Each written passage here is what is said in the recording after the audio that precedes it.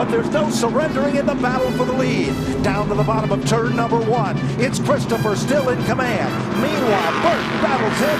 Right on his back bumper. Priest is there as they head to the line. Priest trying to move into third. Veto power by Burt. Here comes Ted Christopher, the all-time winner at Stafford Speedway. Adds another victory. Burt doing everything he can to make it exciting at the finish. A close second. Ryan Priest will be third. Danny. We're going to make it easy on you there with the final couple of restarts, but once again, you're back in victory lane. This time you take the Hot Wheels into Carquest victory lane today.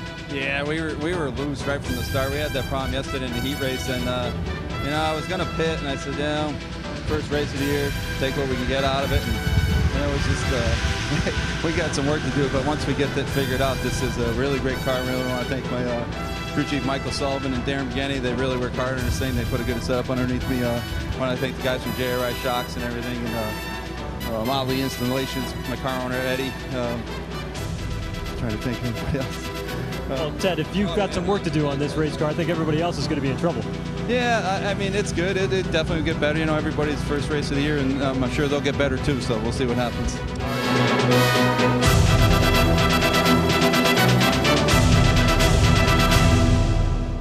White flag is out. If Woody Pitcat has anything left, he's going to show it now as he heads into turn number 2. Down the backstretch, Rocco holds his line tight, drifts way out, dives to the bottom of turn number 3. Pitcat closes up the gap. Kid Rock, Keith Rocco, looks to get a career victory in the late models. Round number 1 goes to Keith Rocco. Woody Pitcat. SKs with transmission issues and back in victory lane in the late models, a pretty good recovery pretty quickly. Yeah, you know, this car was really good for just putting it together in a few days. These guys did a great job. Got to thank Vision Landscaping, CT Boat Repair, TA for the motor, Ham Chassis, and just Darren and George. They really worked hard to get this car together in the last few days, and man, did we make some ground since Friday.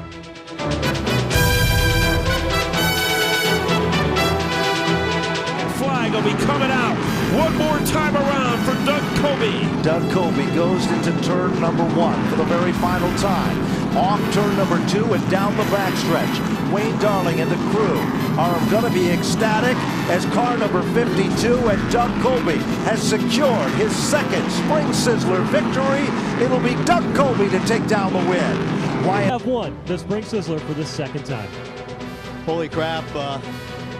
This is actually the best race car I've ever driven in my life at this speedway, and I want to thank John McKenna and this whole team and Wayne Darling for stepping up and doing the whole season with us this year. And there's a lot of people in the stands who said, you know, what the heck happened to you guys at Thompson because you were so dominant last year towards the end of the season and you weren't that good. And the truth is we weren't, but we talked about it and we worked at it, and we were a little nervous in practice for this race because there were some guys that were a good 2/10 faster than us, but I knew we had a good car, and all these guys on this team, really got to thank some sponsors. First of all, Harvey and Kim from Reynolds Auto Wrecking and Sims Metal Management. They really stepped it up for us to allow us to run a full season. Seekonk Grand Prix, all the guys back in the shop. Bob Bruno for great horsepower. Sorry, my buddy Alex on the team. This car just got another win up on his favorite car at home. What a great car. And you know, Ryan was very, very strong in the beginning. I don't think I had much for him in the beginning, but we knew what change to make, and I had a ton left. I could have gone another 200 laps. It was just absolutely awesome.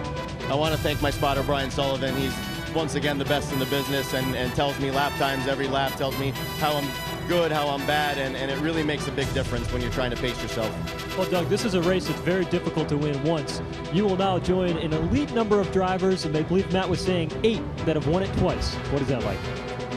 It's amazing. You know, I know a lot of people said, oh, you know, you won with the Chases in 2006 and you came from nowhere because you started in the back. We had a good car that day too. That's how we won. And today we had an amazing car. And to be able to put my name on a Sizzler win list twice now is pretty damn cool. It's nice to not be a one-hit wonder anymore on the modified tour. This is going to be a great season for the 52 team. I'm really, really excited. Certainly a good way to get it started. Doug Colby celebrating here in Carquest Victory Lane, and he will have all the spoils to enjoy here this afternoon, and a beautiful day to do it. Doug Colby has won the Spring Sizzler here in 2012.